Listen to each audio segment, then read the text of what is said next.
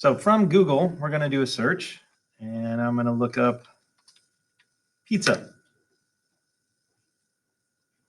And go to images.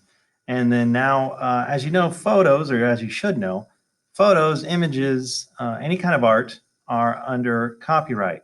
So one of the things I'm going to do over here is go to Tools, Usage Rights, and they have filters you can use over here. So labeled for reuse with modification, which is what we're doing, or labeled for reuse. So these are just free to use. So they are royalty free or copyright free for you to use. So when I go here and use this, I have some options here of pizza photos that I can use. So I'm just going to grab this one right here. Here's something to notice is around the outside, we have the black and white checkerboard over here. That probably means this is a PNG. And PNGs are nice because when I'm going to go here and go to copy image address. And then I'm going to go over to Pixlr. And then I'm going to go to layer, open image URL as layer. And then I'm going to paste that URL in there. And then now my image should show up. Now look, my text disappeared, but here's why. Because in the background, I have these layers. So if I just take this layer and move it down, you can see my text. And so one of the things I want to do is I think I'm going to go with Pizza Cast being a little bit higher up, and I'm going to want to make this pizza image a little bit bigger here. So I'm going to go to Edit, Free Transform. I selected the wrong thing. I need to make sure I have my layer selected. So I was on the wrong layer. I was on the text layer. I need to be on the pizza layer. So I'm going to go to Edit, Free Transform, and then now I can hold Shift on my keyboard so I don't lose the aspect ratio, and then start making this pizza get a little bit bigger. And then I'm going to take it down to the bottom here. And there we go. Now this looks like it could be probably a little bit bigger. So I'm going to go ahead and rasterize this layer. This makes it more like an image.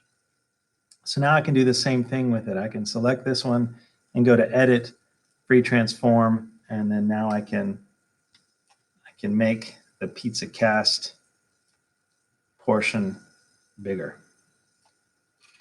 So there we go. I have a logo created in Pixlr Editor. So here would be an option for my podcast logo. Now, one of the things I didn't get to touch on here is if you're using, let's say you're using you want a different image that has a background color in it. So like, let's say this one, it has the white. This one wouldn't be a good example. That one's already a PNG, doesn't have the background. This one will work. Okay, so I'm gonna just show you something here on this one. So copy image address, I'm gonna go over here and put it in like I was doing before, layer, image URL, paste the URL, and bring it in.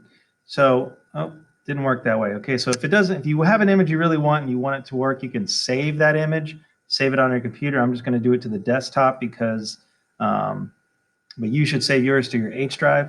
So I can put it in images I've saved by going to Open Image as Layer, then going to where I saved it on my desktop. I don't remember what that was called. Pizza, there we go. All right, so I'm going to make this smaller, a little more manageable.